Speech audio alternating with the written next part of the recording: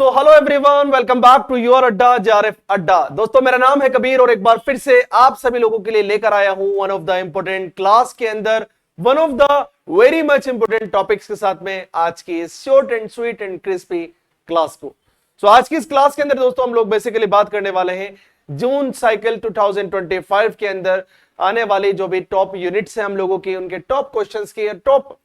Topics की हम लोग यहां पर बात करेंगे कि जो हमारी 10 यूनिट्स कवर होती हैं ज्योग्राफी के अंदर, उन 10 यूनिट्स के अंदर आज की इस क्लास के अंदर हम लोग 3 स्पेशल यूनिट्स की बात करेंगे और उसके बाद नेक्स्ट क्लास के अंदर हम लोग नेक्स्ट स्पेशल 3 यूनिट्स की बात करेंगे। सो आज की इस क्लास के अंदर हम लोग बात करने वाले हैं 3 यूनिट्स की, जिसमें यूनिट नंबर 1 जियोमोर्फोलॉजी भू आकृति विज्ञान, यूनिट नंबर 2 क्लाइमेटोलॉजी जलवायु विज्ञान और यूनिट नंबर 10, जी हां, यूनिट नंबर 10 भारत की ज्योग्राफी ऑफ इंडिया की। सो ये 3 यूनिट हम लोग यहां पर कवर करने वाले हैं इस क्लास के अंदर। शुरू से लेकर एंड तक जरूर देखिएगा, काफी सारी इंफॉर्मेशन आपको मिलने वाली है और इस क्लास के अंदर हम लोग जो है वो बात करने वाले हैं उन चुनिंदा टॉपिक्स की, जो टॉपिक्स काफी ज्यादा जो है वो अपने आप के अंदर वैल्यूएबल है हमारे आने वाले एग्जाम के लिए स्पेशली और हमारी यूनिट के लिए। तो चलिए स्टार्ट करते हैं आज की इस क्लास को नंबर फर्स्ट जो है वो यूनिट के साथ में। तो हमारी क्लास की नंबर फर्स्ट यूनिट है वो है हम लोगों की जियोमोर्फोलॉजी, जिसके कुछ इंपोर्टेंट टॉपिक्स हैं हम लोगों के, जो कि आप लोग यहां पर देख पा रहे होंगे वन बाय वन। सबसे पहले देखिए, जब भी बात की जाएगी जियोमोर्फोलॉजी की, भू आकृति विज्ञान की, तो भू आकृति विज्ञान के अंदर सबसे पहला और सबसे इंटरेस्टिंग और सबसे कॉमन टॉपिक जो बनता है वो है हम लोग का एंडोजेनेटिक एंड एक्सोजेनेटिक फोर्स। देखिए दोस्तों, एक बात जरूर ध्यान में रखिएगा और बात यह है कि आप लोगों को इस चीज को जो है वो बिल्कुल भी मेंशन नहीं करना है, बिल्कुल माइंड नहीं करना है कि सारे के सारे टॉपिक को यहां पर नहीं लिया गया है, बल्कि उन टॉपिक को यहां पर लिया गया है जो कि क्या है भैया, इंपॉर्टेंट टॉपिक्स है। ठीक है,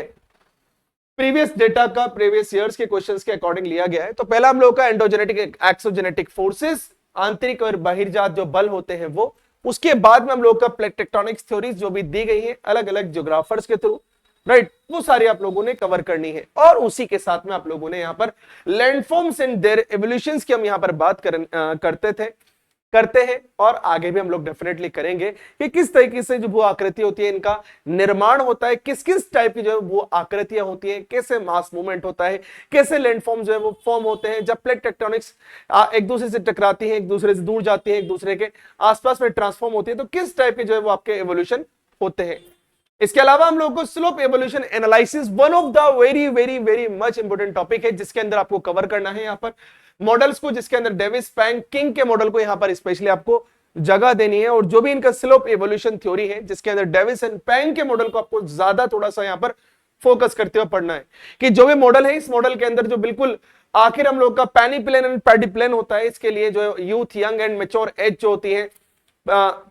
जो अलग अलग जो है टाइम इवेंट के अंदर लाइक बनती है, वो सारा आप लोगों ने यहाँ इस मॉडल के अंदर करना है, राइट। तो ये आप लोगों को ये इंपॉर्टेंट टॉपिक है, इनके अंदर जो है हम लोग बहुत ज्यादा डिटेल के अंदर नहीं चल रहे हैं, बस ऊपर ऊपर से बात कर रहे हैं। आने वाली क्लासेस वीडियोस के अंदर में आप लोगों को हर एक टॉपिक के अंदर जो है वो जो भी इंपॉर्टेंट और लाइक ज्यादा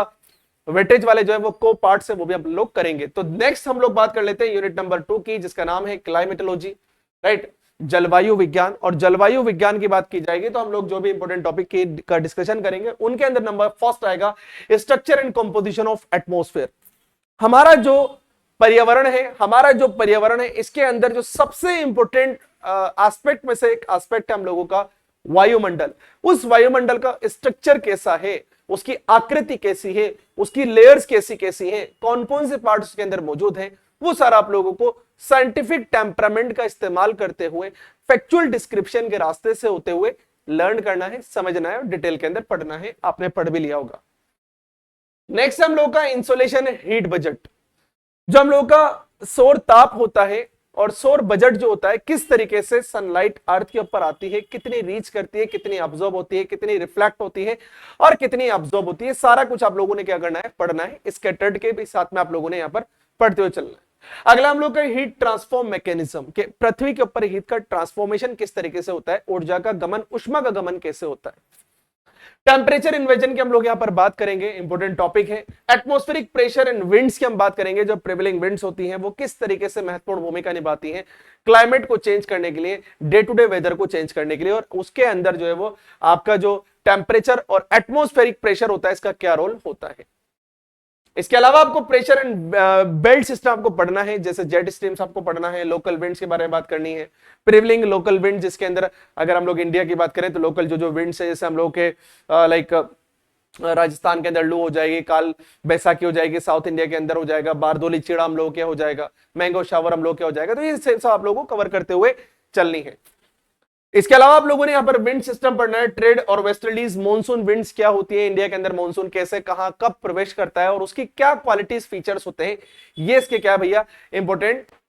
टॉपिक्स है।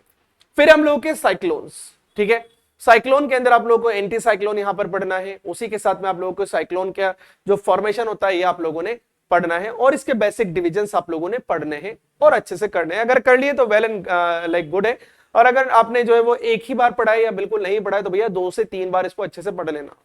यहां से क्वेश्चन आपके जरूर बनेगा।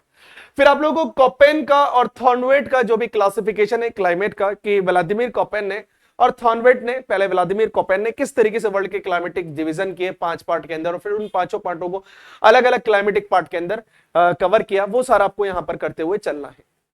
फिर हम लोग का क्लाइमेट चेंज, ठीक है, जलवायु में किस तरीके से परिवर्तन हो रहा है और समय की डिमांड है, देखिए टाइम की बहुत बड़ी डिमांड है कि आज के इस दौर के अंदर कैसे दुनिया भर का क्लाइमेट बदल रहा है, वैश्विक तापमान के अंदर चेंजेस हो रहे हैं, यहाँ पर सनलाइट काफी ज्यादा अर्थ के ऊपर आ पा रही है, वहां ट्रैप हो रही है, उसी के साथ में ग्रीन हाउस एवोल्यूशन किस तरीके से यहाँ पर हो पा रहा है, ओजोन लेयर किस तरीके से डिप्लेट हो रही है, वो सब कुछ आप लोगों ने करते हुए यहाँ पर चलना है बैक टू बैक। तो ये 10 टॉपिक्स है हम लोग के यूनिट नंबर 10 के अंदर, जो यूनिट नंबर 2 के अंदर, जो कि काफी ज्यादा जो है अपने अंदर वेटेज रखते हैं और ये सारा का सारा डेटा हम लोगों ने निकाला है प्रीवियस ईयर्स के जो क्वेश्चंस है, उस क्वेश्चंस का जो बैक डेटा है वो सारा हिस्ट्री को चेक करके आपके निकाला गया है, तो उसको आप लोगों ने अच्छे से पढ़ते हुए समझते हुए चलना है। अब भैया देखिए ज्योग्राफी की बात होगी तो हमारा भारत कहां उसके अंदर अछूत रह जाएगा और उसके लिए तो अपनी एक सेपरेट यूनिट भी है, ठीक है, फिजिकल ह्यूमन दोनों पार्ट इसके अंदर, एनवायरमेंट बल्कि तीनों पार्ट इसके अंदर एडेड है। तो पहली बात कर लेते हैं हम लोग भैया ज्योग्राफी ऑफ इंडिया के अंदर कौन कौन से टॉपिक जो हम लोगों के यूनिट 10 के अंदर बहुत ज्यादा इंपॉर्टेंट है, ठीक है, यूनिट 10 के अंदर हमारे इंपॉर्टेंट है। तो पहला भैया हम लोग का इंडियन फिजियोग्राफी, ठीक है, फिजियोग्राफिक डिविजन्स ऑफ इंडिया, जैसे माउंटेन्स क्या है, ग्लेशियर्स कौन कौन से हम लोगों के, हिमालय का डिवीजन किस तरीके से हो रखा है, उसके कैरेक्टरिस्टिक्स, उसके फीचर क्या है, विशेषताएं उसकी क्या है, डेजर्ट का क्या रोल है, डेजर्टिफिकेशन किस तरीके से हो रहा है, कितने एरिया के अंदर वो डिवाइडेड है, इसी तरीके से पेनिनसुला क्या होता है, प्लेटी क्या होता है, कितने पार्ट के अंदर ये डिवाइडेड होता है, और उसी के साथ में यहाँ पर फॉरेस्ट्री के बारे में हम लोग यहाँ पर डिस्कशन करते हैं, आइलैंड्स वगैरह हम लोग सब कुछ यहाँ फिजियोग्राफी के अंदर आ जाते हैं। नेक्स्ट इंपोर्टेंट टॉपिक हम लोग का भैया ड्रेनेज, राइट, जैसे फ्लो ऑफ अ रिवर किस तरीके से होता है, उसके स्ट्रीम किस तरीके से होती है, उसके डिस्ट्रीब्यूटरीज एंड ट्रिब्यूटरीज कैसे काम करती है, इंडिया में कौन कौन से जो है वो ड्रेनेज सिस्टम है, हिमालयन में कितनी रिवर है, पेनिनसुला के अंदर कौन सी है, कौन सी पेरेनियल है, कौन सी एफिमेरल है, कौन सी बेसिन के अकॉर्डिंग डिवाइडेड है, किस तरीके से कहां डेल्टा फॉर्म होता है, कहां एस्चुरीज फॉर्म होती है, कौन से रिवर का माउथ कितना बड़ा है, वो सारा कुछ हम लोग को यहाँ पर कवर करते हुए चलना है। अगला हम लोग का भैया climate of India, right, Bharat की जलवायु कैसी है, कहां से इसकी विंड्स जो है वो आती है और भारत की जलवायु को कहीं ठंडा कहीं गर्म और कहीं एवरेज जो है मॉडरेट क्लाइमेट पर लेकर जाती है, तो वो आप लोगों ने यहां कवर करना है। फिर अगला भैया हम लोग का एग्रीकल्चर, मॉनसून के ऊपर भारतीय एग्रीकल्चर डिपेंडेंट है, जैसा कि हम सभी लोग ऑलरेडी जानते हैं कि भैया भारत की खेती बाड़ी कृषि जो है पूरी तरीके से किस पर डिपेंडेंट है, बारिश के ऊपर। तो यहां पर जो है इसके साथ में सॉइल की फॉर्मेशन, टाइप्स ऑफ सॉइल, उसके बेसिक डिविजन्स वो आपको पढ़ते हुए चलना है, राइट डियर फ्रेंड्स। फिर है भारत के अंदर जो भी संसाधन और रिसोर्सेज है उनका डिस्ट्रीब्यूशन का है, कहां कहां बेल्ट के अंदर, जैसे छोटा नागपुर में कितने हैं, सेंट्रल आइलैंड में कितने मिलेंगे आप लोगों को, कार्बी आंग्लोंग प्लेट्यू के अंदर आपको कितने मिलेंगे, नॉर्थ ईस्टर्न के अंदर कितने को मिलेंगे, इसी तरीके से आप लोगों को वेस्ट बंगाल के अंदर, ओडिशा, छत्तीसगढ़, कौन कौन से रिसोर्सेज यहां पर आपको अबंडेंट या हाई कंसंट्रेशन के अंदर देखने को मिल रहे हैं। फिर आता है हम लोग का भैया इंडस्ट्रीज, भारत के अंदर औद्योगिक धंधों की क्या स्थिति है, किन जगहों पर कौन से औद्योगिक धंधे, किन जगहों पर जो है वो ये बेल्ट मौजूद है, जहां पर रॉ मटेरियल जो है वो अवेलेबल है, जहां पर रॉ मटेरियल के साथ में स्किल्ड लेबर अवेलेबल है, जहां पर एनर्जी के सोर्सेज वहां पर आपको मिल जाते हैं, उसी के साथ में आप लोगों को यहां पर जितने भी मार्केट से रिलेटेड एक्टिविटीज है किन किन जगहों पर आपको ज्यादा देखने को मिलती है, तो ये आपको इस अकॉर्डिंग करना है। फिर हम लोग का पॉपुलेशन इन सेटलमेंट, जो कि हम लोग का मानव भूगोल का पार्ट है, ह्यूमन ज्योग्राफी का पार्ट है, भारत के अंदर पॉपुलेशन डिस्ट्रीब्यूशन कैसा है, डेंसिटी ग्रोथ किस तरीके की है, और आने वाले टाइम के अंदर सेटलमेंट किस तरीके से हो रहा है, माइग्रेशन क्या होता है, एमिग्रेशन इमिग्रेशन क्या होता है, किस तरीके से इंडिया के अंदर अलग अलग स्टेट से माइग्रेट लोग करते हैं, कहां पर वो आना पसंद करते हैं, कहां जाना पसंद करते हैं, कहां पुश एंड पुल फैक्टर काम करते हैं, सब कुछ आपको बैक टू बैक जो है वो पढ़ते हुए चलना है। तो ये मेन टॉपिक का नाम है जो मैंने आप लोगों को यहां बताया है,